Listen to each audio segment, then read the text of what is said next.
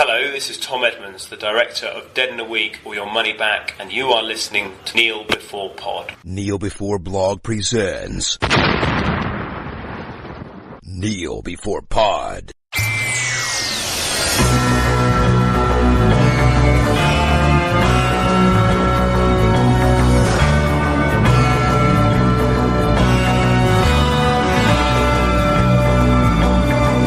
Hello, and welcome to another timey-wimey episode of Kneel Before Pod. I'm your host Craig, and I'm here to introduce you to our discussion about the first episode of the new season of Doctor Who, titled The Woman Who Fell to Earth. It's a big deal because it introduces a new Doctor in the form of Jodie Whittaker. Joining me from the farthest reaches of the galaxy are a brave band of Northerners, I guess. Chris, hello. Hello. Andrew, hello. Hello. And Isaac, our actual Northerner. Hello. The rest of us are Scottish, but, you know, so that's in the north. Well, it's like north of the north. North of the north, yes. So, like, even more northern. Yeah. All the north. Okay. So, we haven't got a lot of time here, but we have just watched Doctor Who, and we're going to talk about it. First of all, though, we'll do our usual round of Kneel Before, Rise Against. So, does anyone have a burning desire to go first for Kneel Before? I'm going to kneel before Good Omens before any of you get a chance to kneel before it. So if anyone's watched the Good Omens trailer, the Terry Pratchett Neil Gaiman book, yeah, so it's more like a teaser, but I'm super excited. It looks great, and it's out. I think it's early 2019, and yeah, it should be a lot of fun. Should be a lot of silly nonsense. Cool. I've seen the teaser and thought it looked okay. I don't really have any connection to the book or anything like that, but yeah, it looks fine. I likewise haven't read the book, but I've watched the trailer. Looks like lots of good fun. You've got Michael Sheen in there. You've got David Tennant. They both look like they're playing off each other quite well. So yeah, look forward to it. And I read the book many years ago and really enjoyed it. So I've been looking forward to this for ages, and I think it looks like it's going to be amazing. Cool. Well, that was very quick. I like it. Let's continue along this theme. Andrew, you had something. So so I'm kneeling before the fact that in the next season of Krypton we'll have as its principal villain Lobo, who is one of my most favourite comic book characters ever, and I think his addition is going to be a lot of fun. Is one of the things that was lacking in the first season was a certain degree of humour, and I think having a character like Lobo in there would rectify that somewhat. Yeah, I agree. It's very kind of like stoic in the first season, which fits the kind of characters and stuff. Apart from Adam, whatever his name is, Adam Strange. That's the one. He was like the quippy one, but everybody else was very stoic and self-serious. So hopefully he'll lighten things up a bit. I'm hoping he's not a villain and more of just a kind of an antagonist or someone who's self-serving rather than just out to get them all as such, because that's kind of what he is in the comics, isn't he? He's a bounty hunter, so he just suits himself. Yeah. Well, and also if he is intended to be a villain, then what exactly were they going to be doing with Doomsday? As little as possible, because he's very expensive. That's a very valid point. Chris, have you seen that Lobo is appearing? Do you know who Lobo is? I have seen that he's appearing. I have no idea who he is. I have not finished Krypton Season 1 yet. Cool. Okay, that's that. Isaac, do you have an opinion? Nah. Short and sweet. Right. Chris, do you want to kneel before something like that?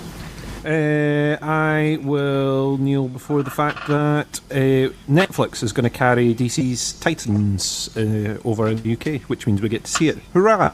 All those Americans, poor Americans, having to buy all these streaming services, and we just get one. Yeah. You know, we get to pay for either Netflix or Amazon or both, and we get to see all the stuff, which seems like the way it should work. It seems nice and fair that way, rather than us having to buy 200 different streaming services. So yeah, it's getting added to our bundle already, which is nice. Yeah, decent.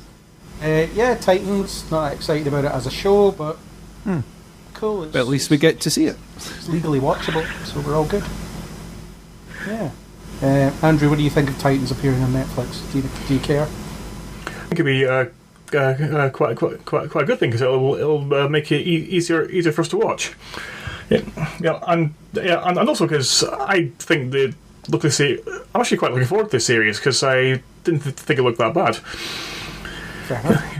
So having something which will make it easily available is a good thing as far as I'm concerned. Well, if you want to cover it for Neil Before Blog, you are more than welcome. I may just do that. Oh, well, that's not what I was expecting. Well, I don't know what to say.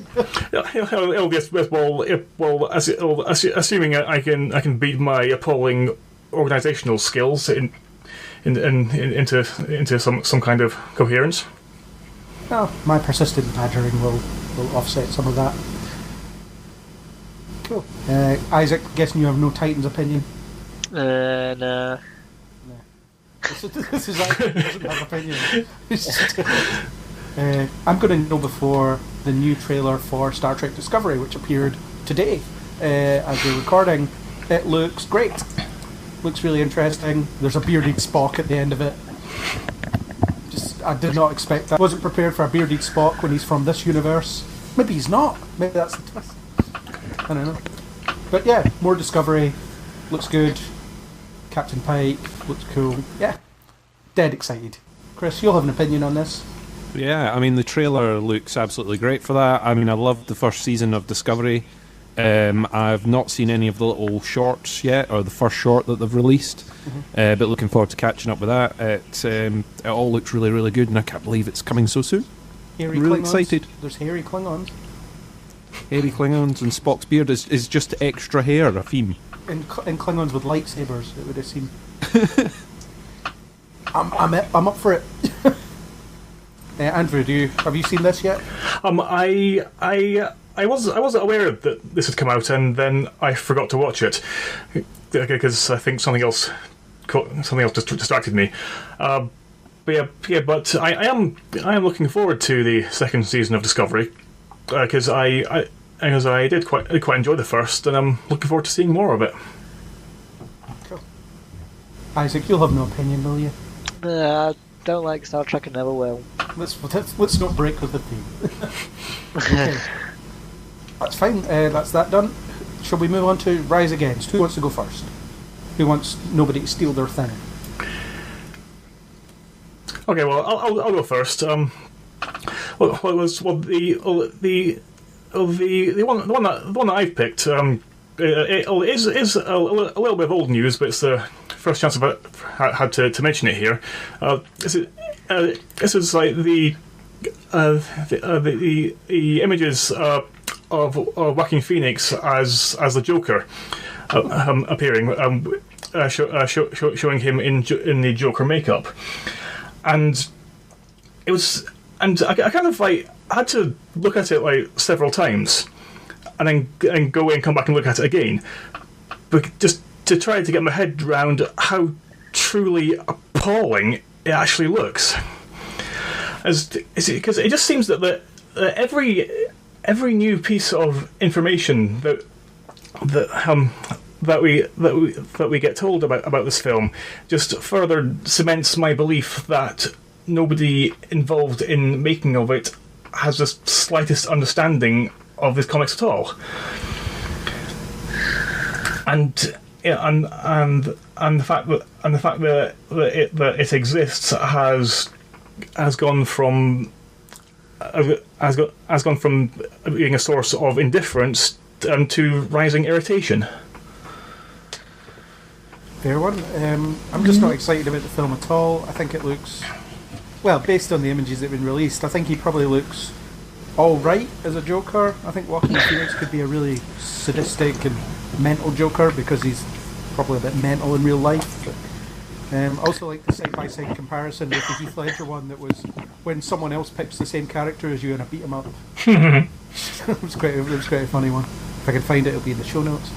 Yeah, I'm not that fussed about this film. No, I'm in the opposite opinion. I think the more I see of his Joker and the makeup and stuff makes me more excited. I think he looks really cool. Yeah, that seems to be the general internet consensus, doesn't it? But Yeah, it looks interesting. I don't know what they're doing with these films. It seems like they're all sort of standalone, doing their own thing, like a series of what-ifs. I think it gives you potential to do interesting things with the characters, but yeah, I don't know. I don't know tons. I've not read a lot of the Batman comics. I don't know tons about the backstory of the character or the proper origin, so I can't comment in the way that Andrew can on that. But it just seems a bit interesting what they're doing with it. Maybe it'll be a bit off the wall. I don't know. I really don't know what to expect from it at all. And if you don't like this one, there's always the Jared Leto one to look forward to, which may or may not be after Morbius, the other film that no one can wait for. Jared Leto, you've got such a confusing time ahead of you. Yeah. Chris, do you want to go next? Sure. I will rise against out-of-sequence social media. I want to hark back to the good old days when stuff in my timeline arrived in the order of which I chose, rather than someone curating what I want to see. You're By welcome. Someone, you mean an algorithm? Yeah, by a computer and sponsored targeted tick-boxed things that decide that somehow I want to see that person's baby photo before I see news about the new Star Wars movie. If I'm very sorry, but if that person's baby photo arrived after the Star Wars movie comes at the top, their baby photo comes at the bottom. I'm sorry, that's just the way time works. But Obi-Wan Kenobi as well. It could be, but I want to be in control of my own list. I don't mind them throwing sponsored ads at the top and in the middle. I do have a problem with the algorithm just throwing random stuff all over the place, so that I'm suddenly seeing things from 4 weeks ago that I have no interest in whatsoever. I was imagining you like looking up from your laptop and shaking your fist in the air going, Zuckerberg! It happens more often than you would think. I always like to think he's watching me through the webcam, and that way you can tell. Or guy that invented Twitter, whoever you are. Yeah. No one knows who that is. Twitter was like one of the last ones where you were getting your timeline in the order that stuff was received. You know, you get the most recent at the top, and you would scroll down and if you wanted to see more. And now Twitter's just the same, where you get stuff going, oh, we thought you would like this, and by the way, your pal liked this one. And it's like, hang on, I don't follow them. Why am I seeing them? Oh, someone else liked it. Okay, but I don't follow them either. Oh, okay. 90% of the notifications I get on Twitter are nothing to do with me. Yep. This person, this other person, and someone else followed this spam bot. You're like, oh, great. Fantastic. Thank you for that. Yeah. Social media sucks. I hate social media. Yeah, says me who's on two of them. But yeah, I hate them. Hate it. I hate that it's necessary. I hate that I have to be on there. I just hate it. Yeah. That's not my rise against, though. Isaac, you want yours before I do mine?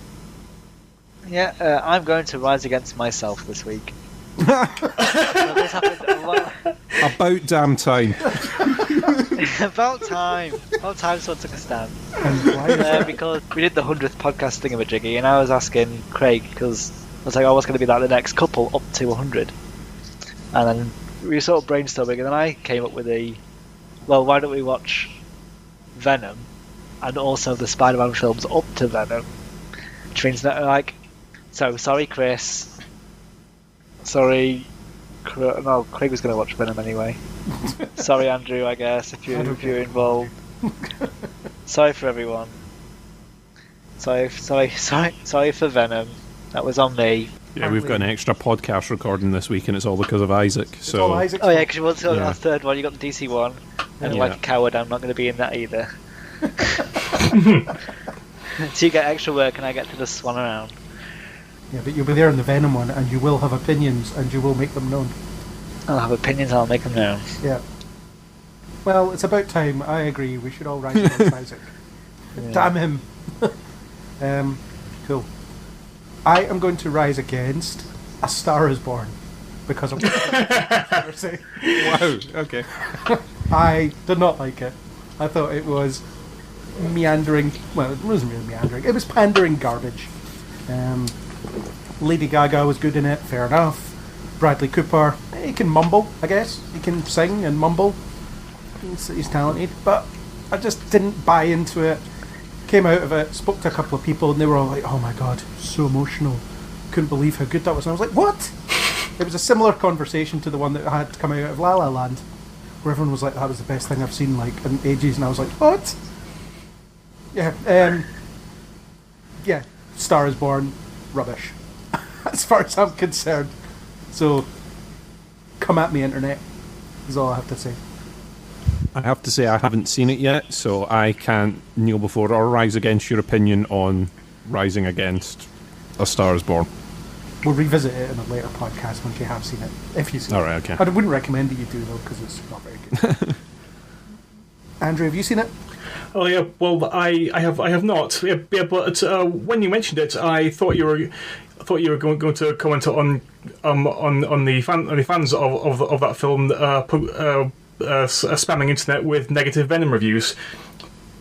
I don't think that's true. I think that's a complete fictionalization. It's like when apparently Russian trolls voted down The Last Jedi. That was the latest thing as well. It's all nonsense. I think that people are spamming the internet with negative Venom reviews because they didn't like Venom, perhaps? I don't know. We'll discuss that later in the week. Yeah. Isaac, Or at some point in the future, internet people who are receiving this out of sequence. Yeah. Just the future, the past. Who knows? On the previous episode where we talked about Venom, or the future episode in which we talked about Venom, you will hear us talk about Venom. Who knows? Yeah. In this 100th episode, that's at some point.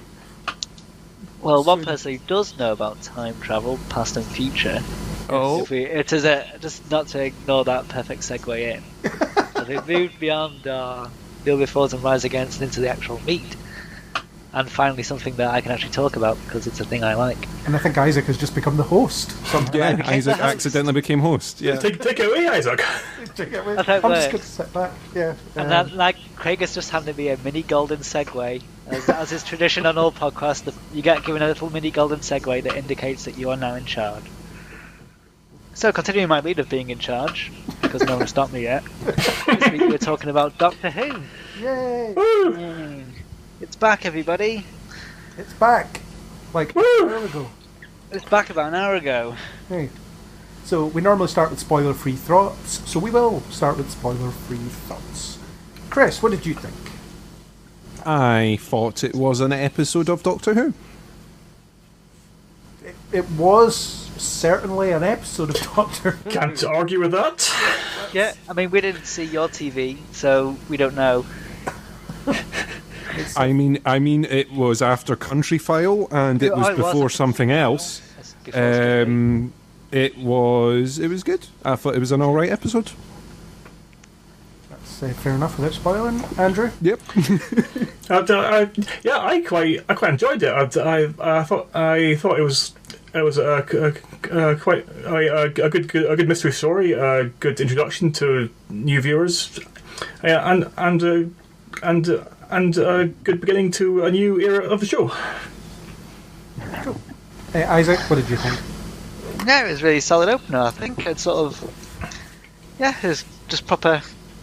It was fast-paced without being that type of Matt Smith, every time everyone has to run everywhere fast-paced. And it was engaging, and it was a really good hour. Because it didn't feel like an hour. Like, but I think there was a sort of the point where you hit, you're like, oh, right. That's it. Like, it zoomed along, and yeah, it was really enjoyable. Yeah. I liked it too. I thought it was a good episode. It was fun enough. Good introduction to the new Doctor. Somewhat good introduction to some of the companions, which I'll come back to, I guess. Yeah, enjoyable. I've got a review that's 200 words in at the moment. That will be published probably at the same time as this podcast, weirdly. Yeah, alright.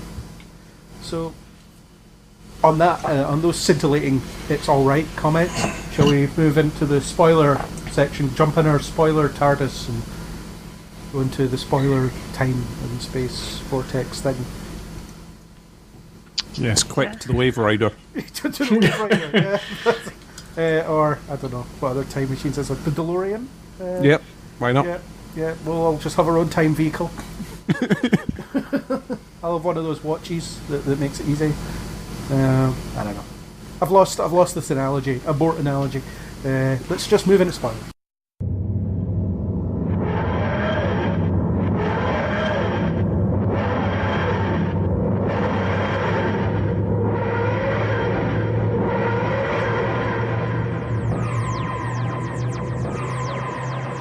Right, now we can say what we want.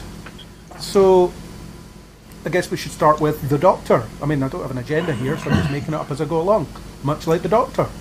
So, what did you think of Jodie Whittaker's first outing as the Doctor? Isaac, since you've always wanted to talk about Doctor Who on a podcast, I'm going to let you go first for this one. Yeah, I was actually thinking like the other week, like because he announced her in July, like last year, and like everyone was like, you know, there was debate and newspaper, like it's the first female Doctor and stuff. It was quite a clever idea of announcing it like so far ahead because, like in the build up to this week, like no one's really like it's kind of like the argument has died down and passed on, and now she is just allowed to be the Doctor. And it sort of felt like she's been the Doctor for ages, and you're sort of going in.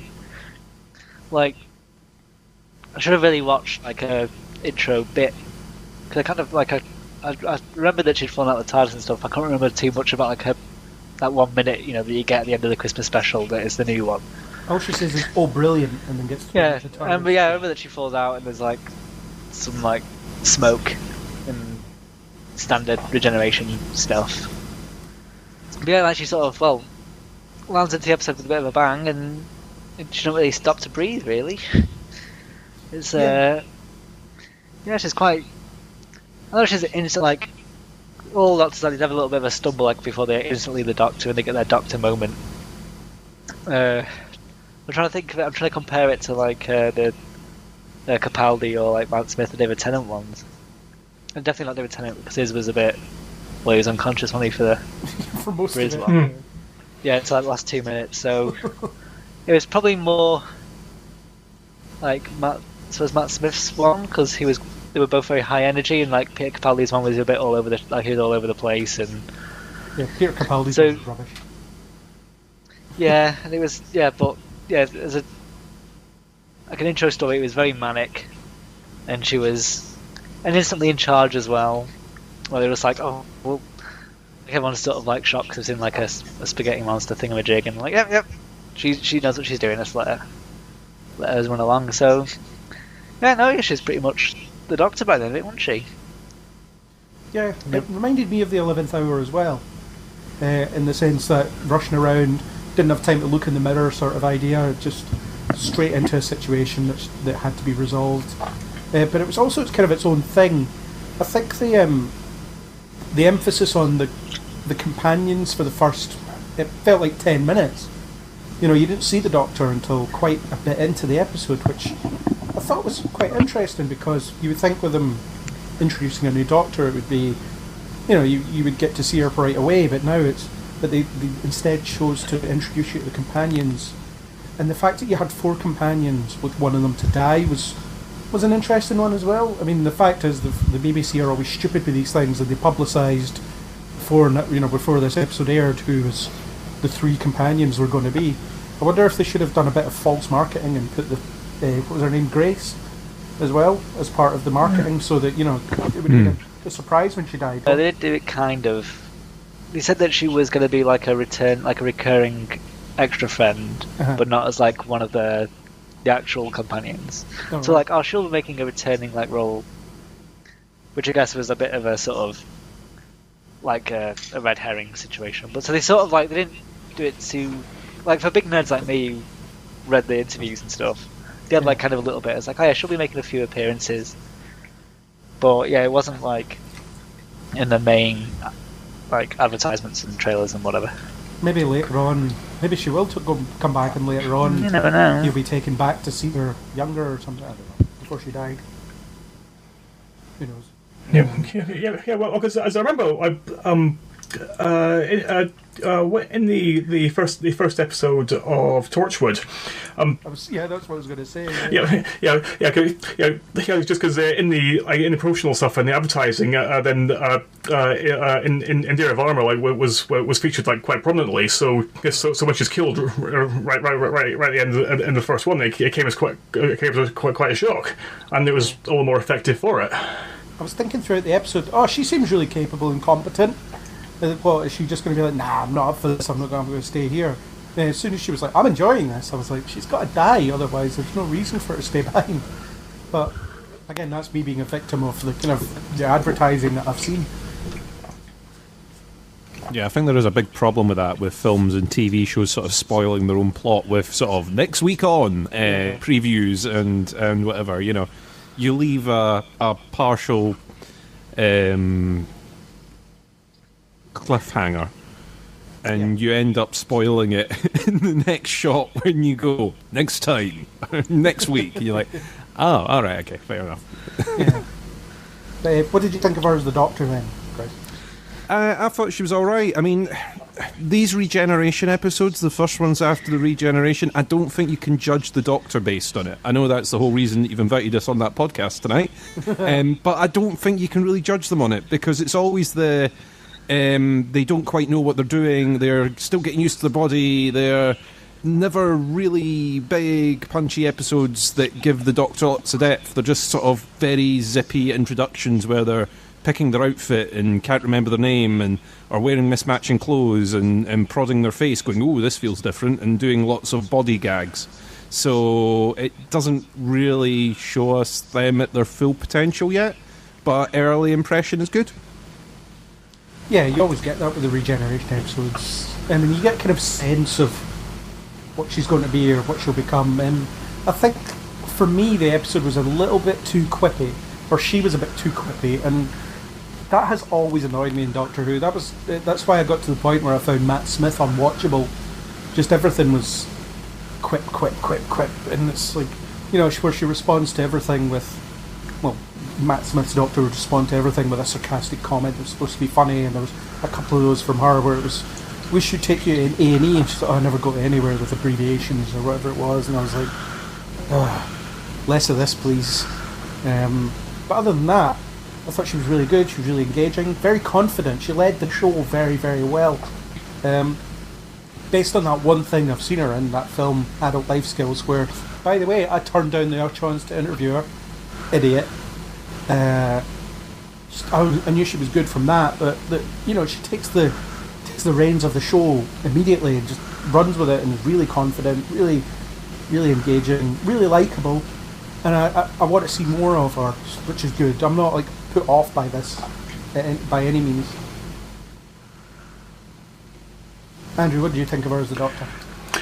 Yeah, I totally agree with you all. I think she did a great job. I agree with Chris in the like their regeneration episodes are a little bit hard to properly judge how someone's going to do as a Doctor after they take over. Because it's not until later that they develop their own specific personality quirks. But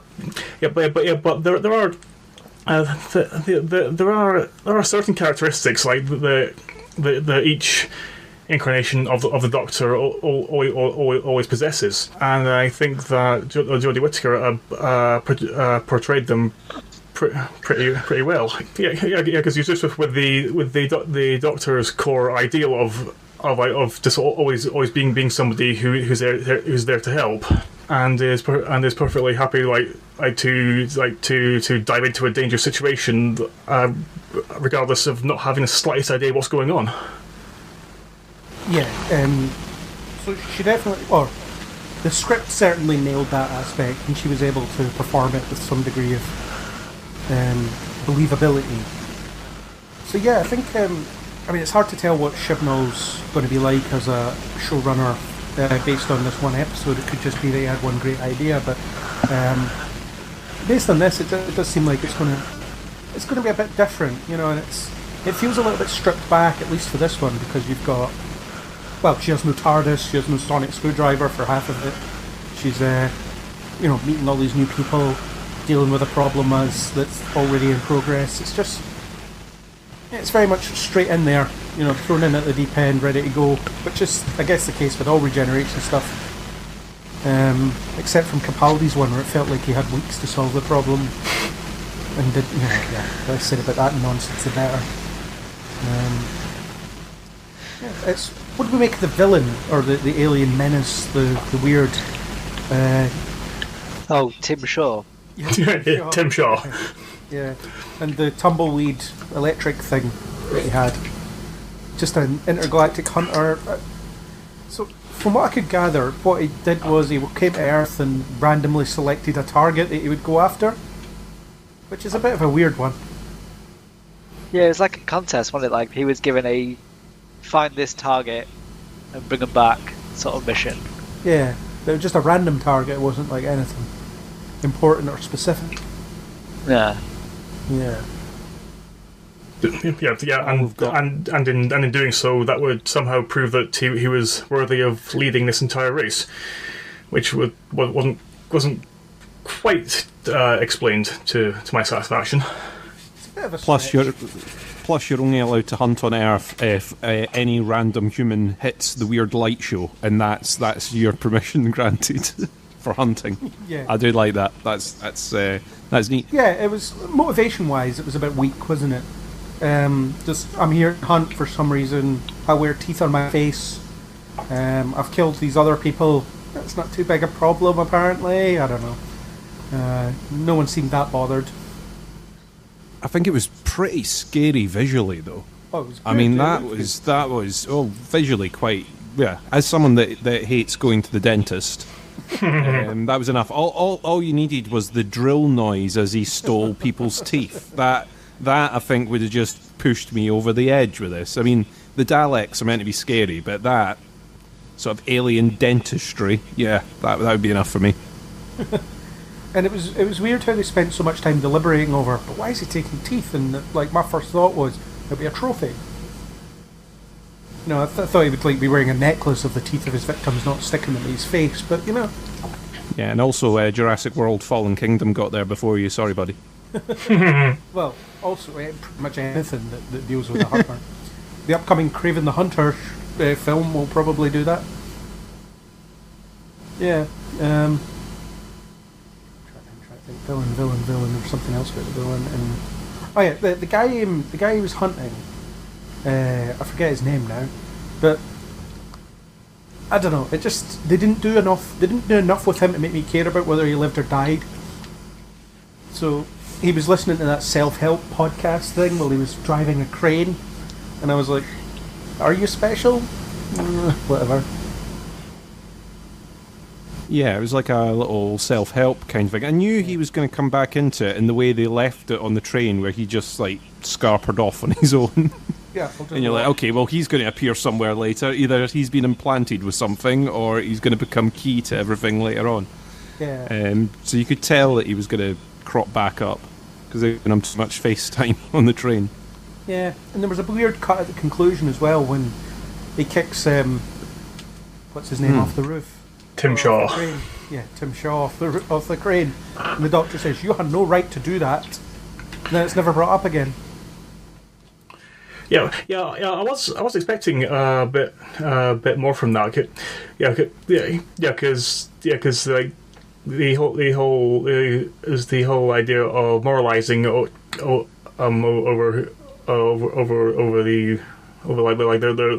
everyone's right to life is something the Doctor does quite a lot, and I was expecting her to give like a brief speech about that. But yeah, it was just nothing. Yeah, just you have no right to do that. All right, I'm just gonna teleport into space now. That was it. So I guess the villain story could have used a little bit of work. I mean, I think they built the mystery of what was going on very well, but I think it's just a classic Doctor Who thing of once they have to start answering questions, the answers usually suck. Mm. They can do beginnings but not endings. Yeah, I suppose the focus is more on. It was more focused on introducing the companions and the Doctor and stuff. So the monster just like, well, we have to have a monster. We have a bit of a threat. Yeah. So they don't have to like. Doesn't have to really drag the story along because everyone's really just here to see what Jodie and the new cast are like more than what this particular monster's up to and stuff. Yeah, but there's still sort of gaps in that story that there's stuff they should have spent time dealing with and then didn't, like the whole you have no right to do that thing. Maybe beef up the whole thing that's being hunted part, or they could have streamlined it a bit by having the by having Tim Shaw hunt one of the companions instead, or whatever else. Yeah, and then there was like the revelation like that there was aliens that had been to Earth before. Because with that other random guy who was killed, whose sister was abducted, and it just seemed to me that like that was a whole other storyline which just got completely disregarded. Yeah. I mean, when she asked what happens to the other trophies, and he said, "Oh, they're in stasis." Yeah. I don't know. I think there might be a future episode where people are released from stasis. I kind of have the feeling that there's going to be some sideways answer to that storyline. But Okay. I think in this episode it wasn't handled particularly well. Yeah. I kind of It wasn't handled in a very Doctor Who way, because normally if someone's trying to rescue a relative, they manage to rescue the relative, or they manage to progress it forward. But the guy was kind of dispatched pretty rapidly. I kind of thought the people that he had quote-unquote killed would be released from stasis by the end of the episode. That was what I got from that line. Oh, I've not killed anyone, don't worry. It's a Sunday night on BBC One. We don't have to, like, deal with the brutality of death, you know. But that didn't happen. Yeah, it's weird. It feels like there was kind of a wrap-up scene sort of missing. Yeah, or maybe a different version where she transports back with him and releases the people, transports them back and forward. I don't know. There was something like that in my head, but Yeah. That's what it is. It was okay. Not a villain that I desperately need to see again. Kind of one note. Okay as a kind of something for the newly formed Doctor to bounce off, but probably not going to join the annals of classic sci-fi villains. The Daleks and Cybermen can remain secure on their perch. What about the companions? We have 3 of them, none of whose names I can remember. There's a guy with dyspraxia. Oh, yeah, he's Ryan. He's Ryan. It was Ryan, Yaz, and Graham, isn't it? Sure. Yeah, the girl was definitely called Yaz. I only remember that because that's actually the name of my cousin. But yeah, couldn't be sure on the other 2. Ryan, I think it was Ryan and Graham. I think you're right, Isaac, because I'm pretty sure that's what I've got scribbled down. Cool. I quite like them. I mean, as a group, I don't really see them sort of bounce off each other so far. They have a pre-existing connection, which makes it kind of interesting. Those 2, Ryan and Yaz, went to school together and didn't realise it until they met in this episode. And Graham is his not grandfather. Which, you know, so there's that kind of... You know, they have a history, which I'm hoping it won't reveal as, oh, the time stream brought us all together type nonsense that they've tried in the past. Wibbly bobbly timey wimey. Yeah, it's like, oh my god, what are the chances that some 2 people that went to school together would meet each other again? And then wind up travelling the universe. I hope they don't try and pull that nonsense, because I can't be bothered with it. Also, they don't seem old enough to be like, I completely forgot what you looked like. What was it? Do you know what I mean? Ryan's supposed to be 19. Yeah, he's 19. Does that mean Yaz is 19? So the gap between school and what they're doing now is not particularly long. However, it was like, oh my god, I totally didn't recognise you. You specifically said primary school, though. Yeah, okay. Yeah. Okay. And I don't think, okay. So I left, so say if you had, I can't think of an example, would you recognise anyone, from uni, or, if you just switched jobs, 2 years ago? I've forgotten everyone.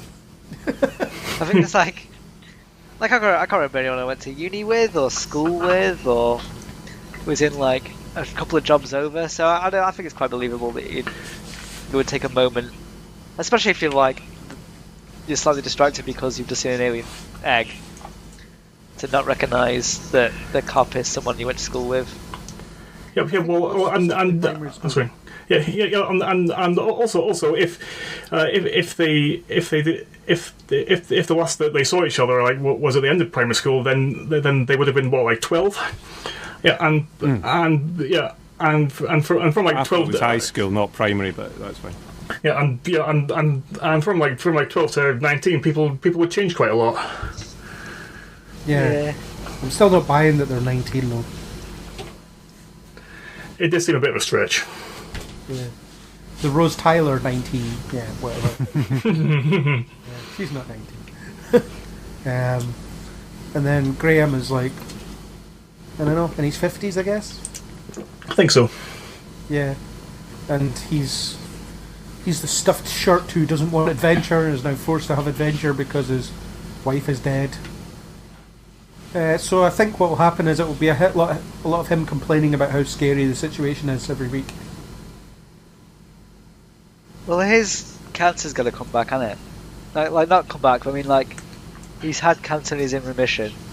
Oh, That's yeah. not going to be like that'll make an appearance again. That'll be involved somehow, I think. Yeah, well, I assumed that was brought up to give a reason like for him to truly appreciate being alive. I mean, because if he was at a point where he was pretty sure that he was going to die, and then getting past that, then pretty much every day afterwards would feel like a bonus to him. Yeah, but he's still very kind of doesn't want to experience excitement or whatever. He just wants to live a quiet life, seek his step grandson's approval and whatever else. It's Grace who was the adventurous one, and then she died. So yeah, so I think there'll be a lot of him being like, "Oh, do we have to do this?" Or "Are you aware of how dangerous this is?" Or whatever, you know. I thought he was all right. I mean, it's not Bradley Walsh's fault, but I just associate him with The Chase. So it was pretty much every scene I was in, I was like, it's the guy from The Chase. Yeah, and he's in Doctor Who. Oh, that's quite funny. But he's going to be there rolling on. It took me a little while to get used to Catherine Tate, to be honest, on Doctor Who. That was a mind adjustment for me, but I don't know whether he's going to be the same on that or not. I think he did good. It's just that your brain associates certain people in certain ways, and Doctor Who isn't it for me, but you know, it might swap round. I think it's refreshing to have someone a bit older in the TARDIS as well. Oh, definitely. Yeah, because for the most part it's young people, isn't it? Even during Capaldi's era, it's still all young companions. Maybe he's there for, like, not a parent dynamic, but like, because you usually have like the young, like, Ryan and Naz and the stuff you could do, the running around and stunts and stuff. But it's nice to have sort of like another person who's in like from the middle age up to 50s thingy, who's more of a thinker and a like more realist, and you know, they'll probably be given like the more, like, we got a team that isn't just another person who's basically the Doctor, like you got with like Clara and Matt Smith or whatever. Yeah. They're both, you got like, there's like, you got one guy who's got his dyspraxia, which that's probably going to play in ways. I'm not 100% like knowledgeable on dyspraxia, but he said it was like coordination, isn't he? So he's got like he's got his own thing that's also going to go along. Yaz seems like the problem solver, because I know, like I said, I really enjoyed that intro scene, which is like, just do this. Like, why am I spending time sorting this out for you children? Yeah. When other people arguing about the car. So she's the thinker. Rand's probably more the doer, and then Graham being like I think he'll probably be more like the motivator, I guess. From that sort of the end bit, he'll be like the more, like, yes, like Andrew was saying, like he's going to be more about like oh, this, you know, this is what Grace like, this sort of thing Grace would have said, and using that as like a thing to maybe reignite the sort of spirit of adventure that she had into himself. Yeah, plus it's going to be a bonding experience for him with his step-grandson, isn't it? It's going to be them getting used to each other and him accepting his new grandfather effectively, especially since he doesn't have his grandmother there to to offset that, so they have to form a relationship of some sort, I guess, because they can't avoid it because they're stuck in a very large box together. Speaking of that, I'm really enjoying that I know nothing about this series so far. You know who all the guest stars are? You know who the guest stars are. That weird trailer which made me feel racist because I only recognise the white ones. But like, yeah, cause usually, because like, maybe not even like, because I'm a big old Doctor Who nerd and I'll look at, you know, Reddit and whatever. So you can tend to know like, oh, there's going to be this sort of episode and there'll be this sort of one. But even stuff like, we don't know what the TARDIS looks like and you expect that to have been in the trailer, or we don't know what monsters are coming. Like, we know that there's no like returning ones, but like we haven't seen any clips of like Lizard Man or Robot Man or anything. Yeah. Like, we're sort of like, so next week they're in space and it looks like on some sort of maybe a bit of a sandy planet vibe. I'm pretty sure we saw it. Sort of thing. And it's so much more refreshing than, well, I think especially after last year where they announced Johnson's Master is returning, like in the first episode, for like no reason at all. It's like, hey, there's going to be Master and Cyberman. There's going to be this. It's all coming. Don't worry about, you know, don't worry about having to wait. And don't worry about surprise. We'll just tell you what's going to happen. You don't even have to watch it now. You don't even have to watch it now. There's some time saved. Yeah. Go do something else. Yeah. No, I think the marketing has been refreshingly Spartan. I mean, it took them so long to announce when it was actually on, which is crazy. Which might hurt it in the long run. I think maybe a little bit more preemptive marketing would have been nice, but I don't know. Yeah, it's good to not know. We don't know what the interior of the TARDIS looks like, as you said. Is this the first episode since the return of the show that the TARDIS hasn't appeared at all? Quite possibly. The last time it happened was midnight, I think. But did they not just get out of it at the start of the episode or something? No, I think they were starting on like some sunbeds. Oh, right. I've not seen that one in a while, but I'm pretty sure that's like, it was like a Yeah. I'll defer to you on that one. I don't know. Like, it just feels like the TARDIS has been a fixture of every single episode since, even if they've not been inside it or whatever. You know, you'll see them get out at the start or whatever else. So she has to find the TARDIS next week, and then I guess it'll reconfigure itself and it'll have a sweet new design. Yeah. Sound. Try to think what else we can say about the episode. I'm going to put my money on now there being a console in the middle of the room. Just putting it out there, everyone. Oh, no way. Nah, there won't be. And I think there'll be noises and something will swoosh in an upward and downward motion. You heard it here first. It's a very exclusive. Oh, well, based on this episode and also like the trailers, like the established shots we get in the trailers, this series looks lovely. Like, even the boring shots of like a train going past or like a water tower, like they're really like cinematic and grand. I know because like they've said they've changed over, like they're using some like new special cameras, or I'm not camera guy, so I don't know too much. But like I remember that there's shots of the trailers where like she's running through like a sandstorm and like a standard Doctor Who corridor and stuff, and sweeping over some jungle, and like it looks far more special and expensive. I remember the criticisms when the Eccleston series and the first Tennant series, where people said it looked like it was made by students, and there was that amateurish quality to it early on. But I think that's when BBC drama in that vein wasn't very, wasn't a common thing. Whereas they've been trying to make more, I don't want to say prestige television, but they've been trying to make more like Game of Thrones. Well, maybe not like competing in that arena, but something that can compete with the likes of, I don't know, like the CW shows or whatever else. Because you get a lot of crossover in the fandoms of people that watch these things. I think since BBC America started screening Doctor Who pretty much at the same time as it did in the UK, the fan base really expanded, and they have to take it a lot more seriously in terms of how they were making it. Because it would be on at the same time as other stuff that looks pretty slick, so it has to look slick. But yeah, this is one of the slickest episodes I've seen in a long time. I mean, some of the Capaldi episodes looked great as well. But kind of prior to that, there was an amateurish quality to it, I thought.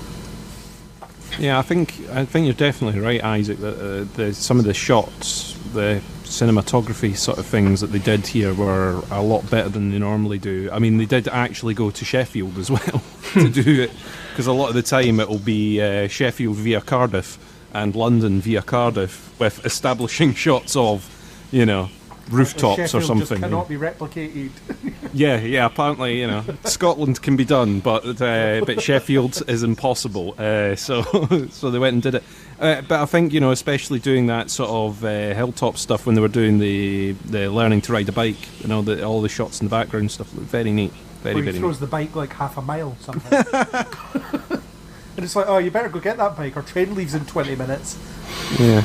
The guy with balance issues going onto the cliff edge in order to throw a large object was maybe not the best choice of thing for him to do, but No. you better not, and not because we don't want you to throw the bike, but we don't want you to fall over the edge. But no, apparently he was cured for that one momentary thing. Yeah. If he just focuses all his attention. Yeah, well, I like the way they treated the dyspraxic thing, as in it's just something he lives with rather than it being this thing that needs to be overcome. Which I think is, I mean, I don't have that disability or anything like that, so I don't really know, but I think it's more realistic to see that someone is, has found a way to sort of live with it, because they would have to, rather than constantly feeling dour and down about it. It's just part of his life, it's part of who he is. It's kind of refreshing, actually. Yeah, because I often find that in films and TV shows that if anybody has some kind of condition, then it usually ends up becoming specific to the plot, and. Yes, and the very fact that they have that will become relevant and important in some way. Yeah. I think and as you say, whereas in this case it's just something, it's just a part of who he is. It's just something he deals with. So I'm guessing in future episodes we'll just have him. He just drops stuff occasionally or whatever else. Just that's something that he does. Yeah. Although I liked it when it was like, oh, this is probably my fault. I pressed the button or like I touched that thing. It's like you would have all done the same thing, and the doctor was like, yeah, I would have. And everyone else was like, no, not me. It was like, nah, totally, definitely would have touched it. Yeah, like big shiny cuffle button. Hell yeah, I'm pressing that. Yeah, of course. Why wouldn't you? It was a bit. Graham was like, there's no such thing as aliens. It's like, how can anyone on Earth say that now? In this universe. Yeah, well, I don't think it was so much saying that there wasn't any such thing as aliens. It's just that he actually said that. Did he say that line? Yeah. That's just because later on in that, certainly, there was a line about aliens don't come to Sheffield. Yeah. Which I took as a slight dig of apparently London being the centre of the known universe. Is it Chibnall from Sheffield? Because he put a lot of digs at Sheffield in this episode. It might be, yeah. What was the other one? It was like, have you seen anything out of the ordinary? It's night shift in Sheffield. Everything's out of the ordinary. You also have the drunk guy walking the street throwing kebab salad to people as well, which is another... I say because he had so much salad. Like, he must have bought like a little bit of burger, and then he had like an entire tomato and like well, it's a kebab. a whole You half see of it when the it cucumber, he drops can on the just floor. wing it. Yeah. He had that small, disgusting bag of salad that he was just tossing at the alien. He deserved to die. That was just being a dick. Now Sheffield knows how we feel when people come up and deep fry our Mars bars and do all the tartan clad stuff. It's like, yeah. That's it. But Time for the northern stereotypes to reign supreme. It's good to see that side of life represented, though. Someone's walking back, steaming on a Friday night with his takeaway, doesn't want the salad, throws it at some aliens. As you would. So, I don't think we've much else to cover, really. We didn't get to hear much of it. We got like a bit of the music at the end, and it's nice and sort of boomy and bassy. But I suppose there's like a weird kind of John Pertwee-ish, like kaleidoscope thing going on. But I suppose we'll have to wait till next week. I liked that the Doctor's intro was to the classic theme. Yeah, I had like the start, like sort of just background, like the sort of stuff going on. Where she That was dropped through good. the train roof. I actually thought the score of this episode was stunning as well. Maybe I was just a bit more sick of Murray Gold than I thought I was. Yeah, because he's gone now, hasn't he? Yeah, so it's a new composer, and it adds to the freshness because, I don't know, as good as his music was, you would have that moment in the episode where the Doctor would be introspective and emotional, and the music would swell to the point where it's like, listen up guys, this is going to be a moment. But it felt a bit more subtle and just woven in, you know, and there was a lot of it that heightened the tension or increased the urgency, and I mean, I pick up on scores quite a lot in films and TV, so that really stood out to me. I thought it was really, really good. Don't know who the new composer is, but whoever is, go that guy. Or girl, I don't know. Whoever I the think it's a composer. guy. Yeah. So have we got anything else to cover? Any final thoughts? Chris, final thoughts? I will do my typical TV show review talk, and I will say I look forward to seeing where it's going. Hang on, I'll find the clips. Chris hasn't actually been here for several podcasts. Yeah. He's been stitching it together. It was I alright. just record generic intros to different shows, and then Craig edits me in. Yeah. No one's noticed so far. Yeah. He wasn't actually on the live one. No one could see him, so he wasn't featured. The cardboard cutout. Yeah. Andrew, any final thoughts? Yeah, actually, I'm pretty much the same. I'm just looking forward to seeing lots of new weird and wonderful planets and bizarre alien races, all of whom have at least some physical or psychological human characteristics. I think you've just described an episode of a science fiction show in general that features aliens. But yeah, Isaac, what's your final thoughts? I'm just really glad it was good. Like, let's go, guys. Doctor Who's back, and that's it. It's my one show that I can actually talk about. So, but it's good, and I'm back. It's great. Well, we'll be Bring back it at the finale to talk about back at the it. finale. Yeah, probably. Probably.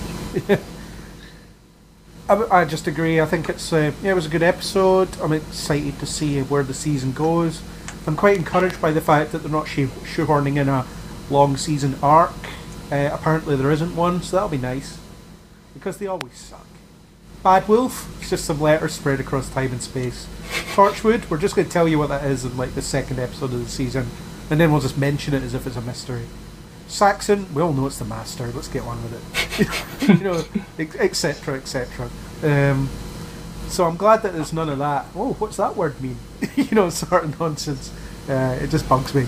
Or yeah. Oh look, hi dead person. I'm bringing you here because I want to get back at the Doctor eventually. Screw that. But I digress. Yeah, good episode. Good new Doctor. It's good to see that none of the chatter on Twitter is about how it sucks that the Doctor's now a woman. I think you're right, Isaac, that the conversation has just moved on now. No one cares. Or there'll be some people that care, but, you know, no one seems to be out and out bothered about it. And why would they be? I mean, it's nothing's really changed, which is fine. So I think on that note, go back to our respective time zones and planets and whatever else. Back in the kitchen. Back in the kitchen. Yeah, so Isaac, thanks for being here. Thank you. Andrew, thanks for being here. Anytime. And Chris, thank you for being here. Thank you, Craig. And we're off. That was our discussion of the first episode of the new season of Doctor Who. Thanks to YouTuber Connor Hickling for the supplied music. If you like what you heard, then hit that subscribe button on iTunes, YouTube, or any major podcasting app. iTunes users, please leave us a star rating and a comment to share the love. As always, we hope you'll join us in the next Kneel Before Pod.